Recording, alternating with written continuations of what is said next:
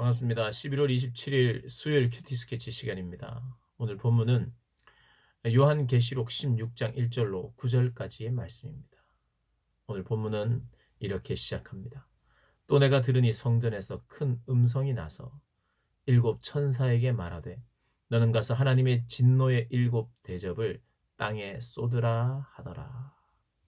이제 일곱 대접의 심판이 본격적으로 시작됩니다. 오늘 본문은 이제 네 가지의 재앙인데요.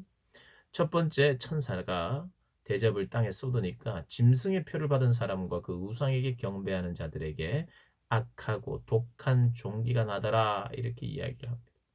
우상 숭배자들, 결국 악한 종기가 나서 그들의 삶에 어, 정말 만족을 주거나 그들의 삶을 윤택하게 하는 것이 아니라 그의 몸에 악한 종기가 나서 답답하고 간지럽게 만드는, 그래서 그것이 몸몸에 퍼져버리는 그러한 일이 되게 하시는 그 하나님의 심판을 경험하게 된다는 것입니다.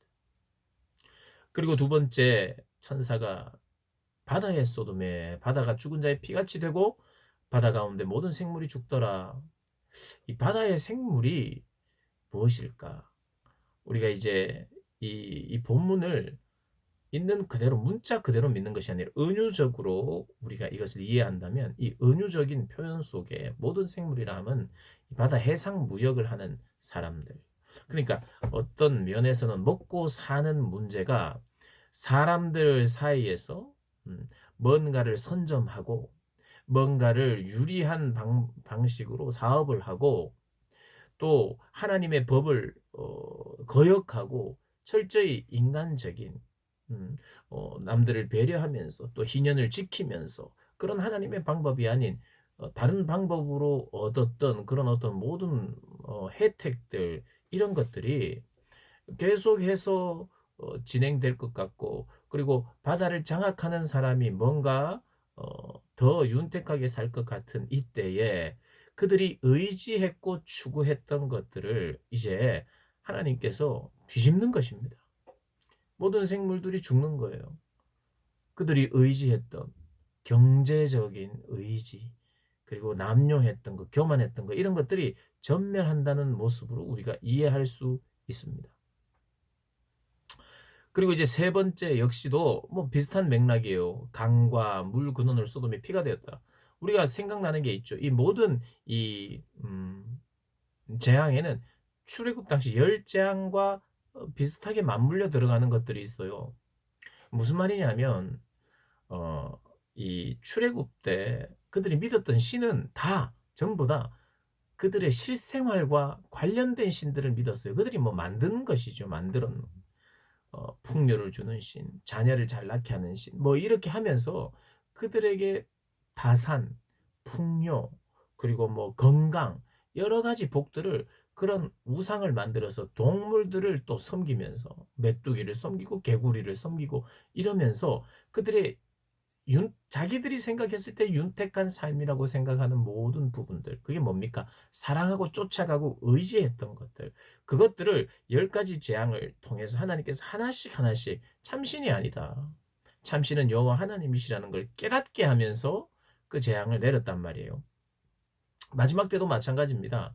하나님의 심판의 깊이가 있어요. 그냥 덮어놓고 너 죽어 마땅하니까 그냥 죽어, 이게 아니라 철저히 죄를 묻고 그 죄를 깨닫게 하고, 그리고 네가 의지하고 네가 높이 쌓으려 했던 그 모든 것이 허물어질 수밖에 없고 얼마나 의미 없는 것인지를 명명백백하게 밝히는 그런 심판이지요. 심판. 그냥 그냥 때리고 죽이고 하고 끝내는 게 아니라 철저한 깨달음, 시인을 하는 거죠. 그러니 모든 사람들이 이것을 볼 때에 교만하고 하나님을 의지하지 않았고 자기들이 의지했던 것들이 무너지고 엎어지고 뒤집어지는 것을 보게 하시는 그런 심판입니다. 그리고 성도들과 선지자들의 피를 흘렸기 때문에 그들이 피를 마시는 것이 합당하다라고 또 천사들이 이야기를 해요. 찬양을 하고 노래를 하는 거예요.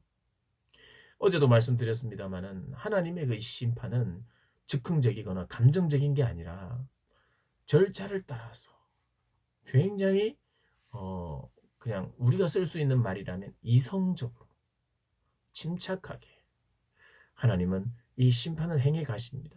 그리고 마땅히 하셔야 되는 거예요. 안 하시면 안 되는 겁니다. 안 하시면 안 되는 겁니다. 물론 하나님이 하나님의 의지로 이것을 하시는 거예요. 그러나 천사들도 그리고 주변에 있는 이들도 성도들도 하나님 당신의 의로우심을 나타내는 것은 옳습니다 하고 지금 이야기를 합니다. 심판하는 중에도 그분의 의로우심을 찬양하는 거예요. 그러니까 이것이 찬양의 제목이 되어야 된다는 거예요. 심판하시는 하나님이 찬양의 제목이 되는 거예요. 여러분, 심판하시는 하나님 우리가 찬양할 수 없다고 생각하잖아요. 근데 요한계시록은 그렇지 않다는 것. 진짜 이 심판하시는 재판하시는 하나님에 대한 응원, 어떤 면에서는 또 응원 아니겠어요? 하십시오. 하셔야 됩니다. 하나님 옳습니다. 의롭습니다. 이렇게 말하는 것입니다. 그들이 경제를 의지하고 또 나라가 나라를 먹고 제국주의에서 권세를 입은 자들이 기세등등하게 계속해서 그렇게 자기의 이름과 권세를 유지할 것처럼 살아가는데 하나님의 마지막 때의 심판은 그 모든 것을 불로 태워 버린다는 거예요.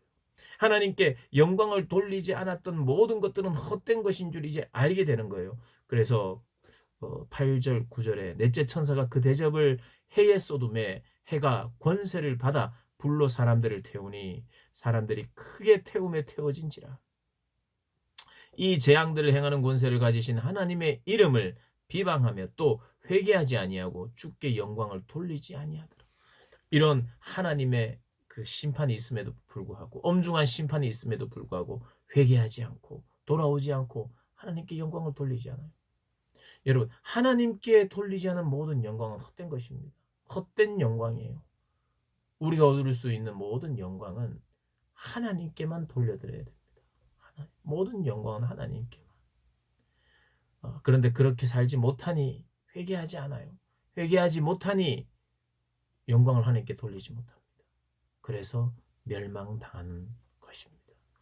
오늘 본문을 다시 한번 또 생각하면서 요한계시록이 자꾸 의도적으로 우리에게 보여주시는 것. 하나님의 심판은 찬양의 제목이다. 기억하시면서 우리도 성도들의 기도처럼 순교자들의 기도처럼 하나님, 내가 말씀을 지키며 순교적인 삶을 살겠습니다. 그래서 이 땅을 살아가는 동안은 반드시 사람은 고난을 받게 돼 있어요. 고난. 예수님 때문에 고난 받든지 아니면 마지막 때에 하나님에 의해서 완전한 심판을 받든지.